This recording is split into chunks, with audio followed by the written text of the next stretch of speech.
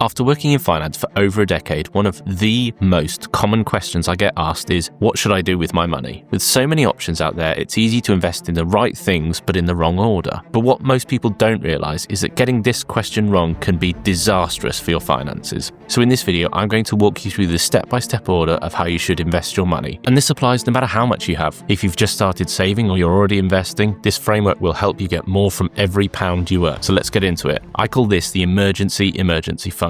You want at least £1,000 in there, and this is the money designed with one primary goal in mind: to stop you going into more debt. Because short of needing a new car because your old one was split in half, your entire boiler needs to be replaced, £1,000 will generally cover most emergencies. But there are some key differences between this and your fully fledged emergency fund. This £1,000 emergency fund will have you back whilst you hustle to pay off your debt as quickly as you can. It's designed to be a short-term buffer and is covering minor emergencies rather than the bigger major emergencies or money disruptions like losing a job or the economy completely falling to pieces. Say you're £15,000 in credit card debt.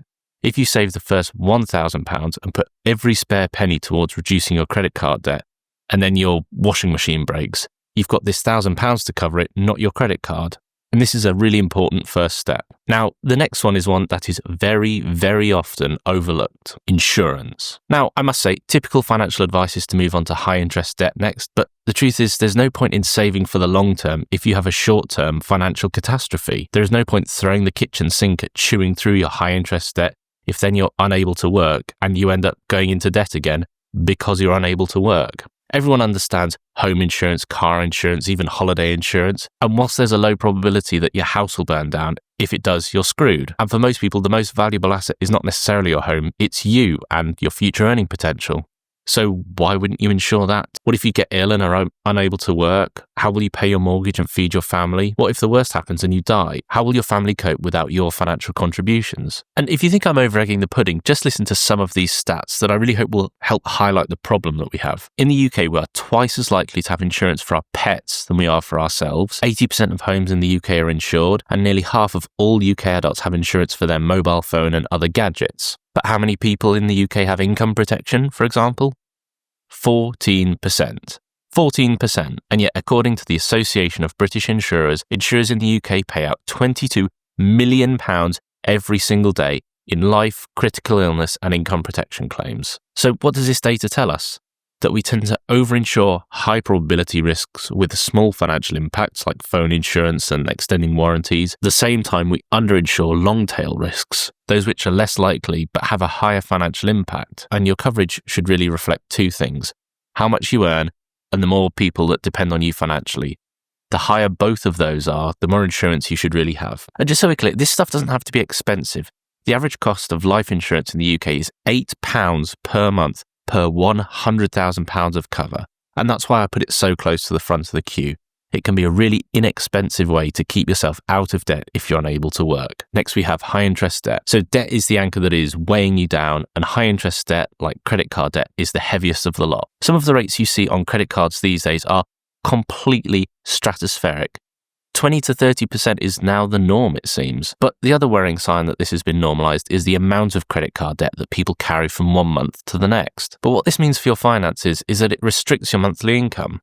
If you have high interest debt that is eating away at your income, it massively restricts the amount you can save and what you can do with your money.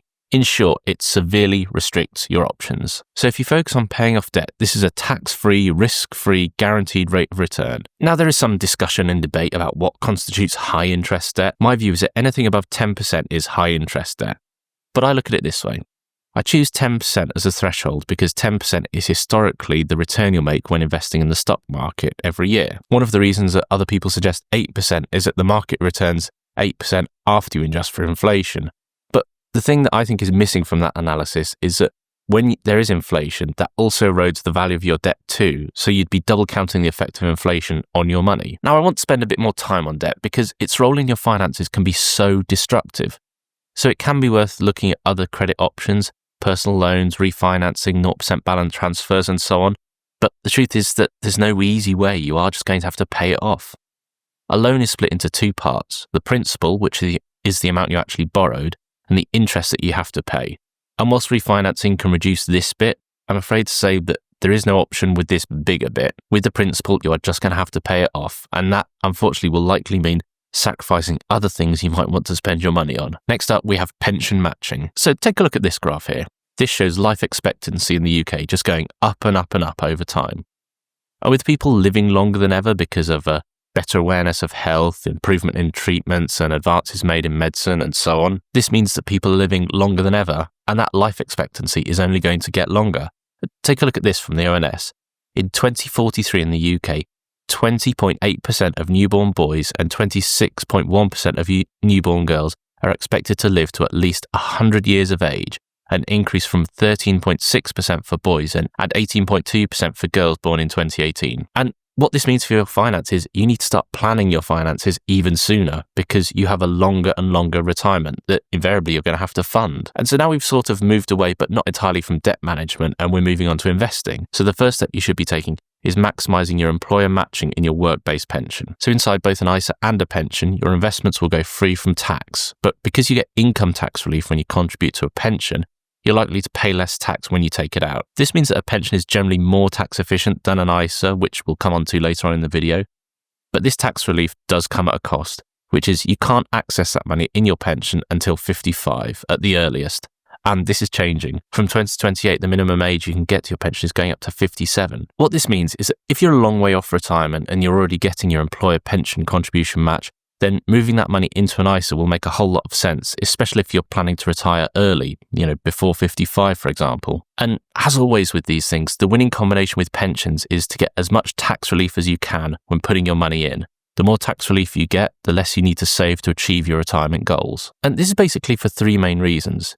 You get tax relief on contributions that you make. So if you're a higher earner, there's more relief you get. The sooner you start, the less you'll have to save for retirement.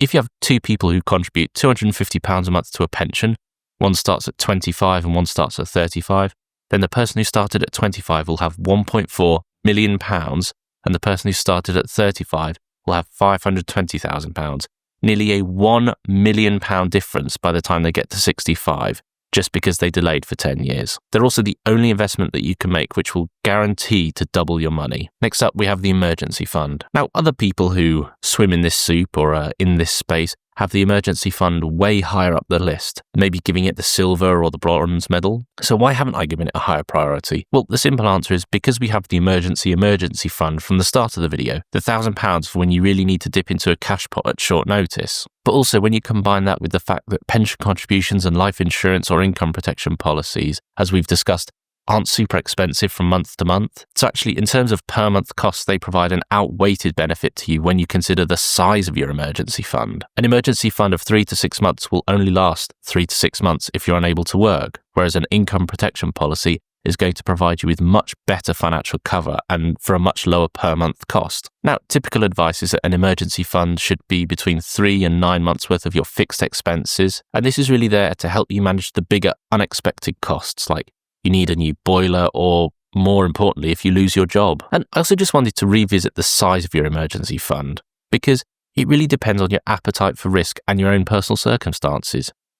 If you're a risk-averse person in a stable job, in a double-income household where you and your partner earn about the same, then the likelihood that you need 6 months of your fixed expenses does seem a bit high.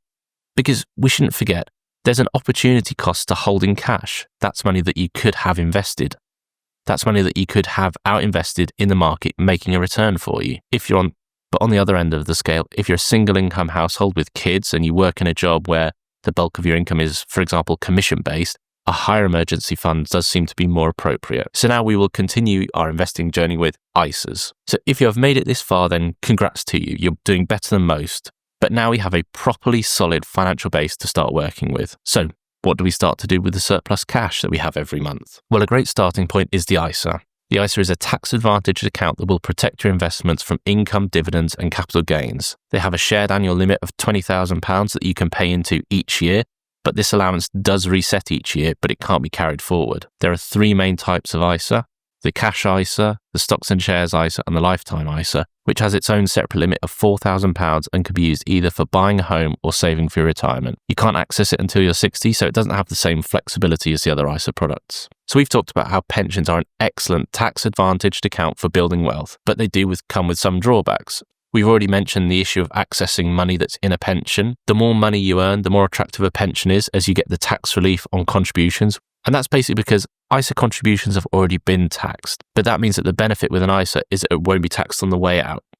So if the pension is more tax efficient and you get all these tax breaks for adding to a pension, then what does the ISA do? Well, it's the flexibility that you get from an ISA. That's the key thing. If you want to retire early, then you'll need something between when you want to retire and when you can start to access your pension. Pension withdrawals are taxed like income. You can take 25% of your pension value as a tax-free lump sum, either as a one-off or on a monthly basis. Whereas with an ISA, you can take money out at any time without any tax implications. Now, as we sort of mentioned, I think the key thing here is to have a combination of both. To have an ISA that you can dip into when you want to retire, but before you can get to your pension. And with the rules constantly changing, having your eggs spread across multiple baskets seems like a wise move. Next, we're going to move on to the SIPP. A SIPP is a self-invested personal pension. Now, you can stick extra money into your work-based pension, and you would definitely want to be doing that and matching any contributions that your employer offers to maximize that benefit first. But there is a problem. Most work-based pension schemes are very expensive and offer poor investment choices. And that's really where your SIPP can come into its own.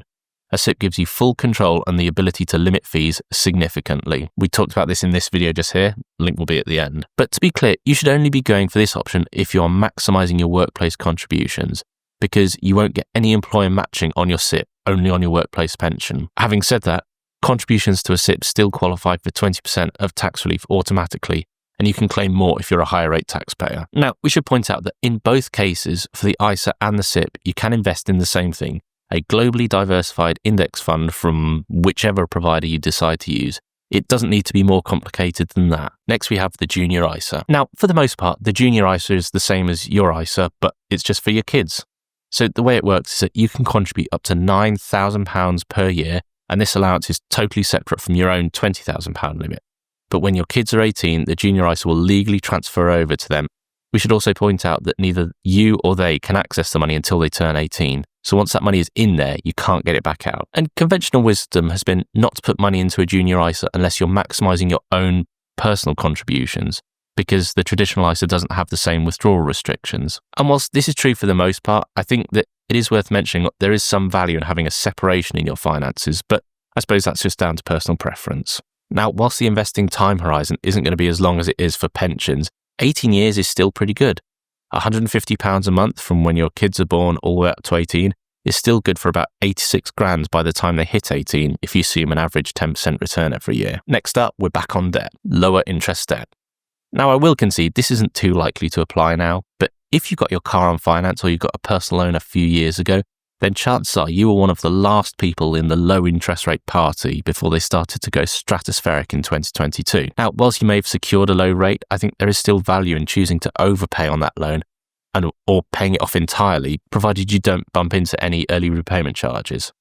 And this really does two things. It lowers your overheads because you have one less bill to pay, but you'll also save on the accumulated interest. But just make sure you do look at the small print before you start overpaying. Next, we move on to the junior SIPP. Now we're back on how you can help your kids. So we've already discussed the junior ISA, and a junior SIPP basically works in the same way as a usual pension and largely with most of the same restrictions. Now, for reasons that I must say completely escape me, the junior SIPP and the junior ISA do not get the love or the attention that they frankly deserve, because a junior SIPP takes advantage of one of the main investing advantages that your kids have over you, and that is they have plenty of time for their investing pot to grow, which means that you can let compound interest not just stretch its legs, but get out of bed and run a marathon for them. Just here's what I mean. £15 a month from when they're born to 65 is a total pot of £1.5 million, the monthly price of a mobile phone contract. Or look at it another way. Put a one-off £5,000 in when they're born, never contribute again, and that will be worth nearly £2.5 million when they get to 65. I mean, talk about planting a seed to let them live in the shade. Now, a reasonable question is, why did I split the junior ISA and the junior SIPP? And the short answer is that, in my view, these are two separate products, and therefore you should really give them two different jobs. They have different rules attached to them, so you should use them differently, frankly. Overpaying on your mortgage. So overpaying on your mortgage always feels like a boomer thing to say, but that's not why I've left it to the end of the list, and for the most part, I don't entirely disagree. But the truth is, with mortgage rates being higher now than they have been for the last 15 or so years, your mortgage costs are more important than they might have been up to this point. When interest rates were low, it almost never made sense to overpay on your mortgage. And the rock bottom interest rates meant that the savings you'd make in interest were more marginal than they are now. The other thing to note is that when interest rates are low, the market returns are generally better. And that's because investors and banks can't make much money selling loans and mortgages and so on to people. So they go on the hunt for better returns, and invariably they turn to equities. So if anything, when interest rates were low, it was a double whammy not to overpay on your mortgage. But that was yesterday. So what about now? Well, based on what we've just discussed, it seems like the arbitrage on making overpayments on your mortgage has frankly significantly narrowed. Getting a guaranteed 5% return on your money by overpaying on your mortgage or rolling the dice and getting an average annual return of 10%, it's a narrower gap. That's frankly a much closer decision than when you might have been paying 1 to 2% on your mortgage and the market was giving you 12+% a year. And for the most part, that has been the analysis, that if your mortgage rate is less than the rate you could get in the market, then it never made sense to overpay on your mortgage. We did a video on this very topic. Again, link will be at the end. But whilst that is true, it does tend to miss out a very, very important part of the equation. And that is that once you've cleared your mortgage, the money that used to go to servicing that debt can now go to investing. The average monthly mortgage repayment on a house in the UK is currently £1,441. So if you pay off your mortgage early, that on its own is nearly £18,000 per year. And at which point you're basically already hitting your ISA limit anyway, just with that money that you've saved. The next thing is investing in yourself. We talked right at the start of the video about how you are your most important asset when it comes to building wealth. That you are the source of most of your income, and it will be probably the single biggest way that you can build wealth over time. So investing in yourself, whether it's training courses, networks, whatever it might be, anything you can do to improve that is going to be a worthwhile investment. Next, we have big swings. Now, your cousin's crazy business, your crypto, Pokemon cards, all of that sort of thing. If you have filled up every other bucket that we've already discussed, then this is something that you can look at.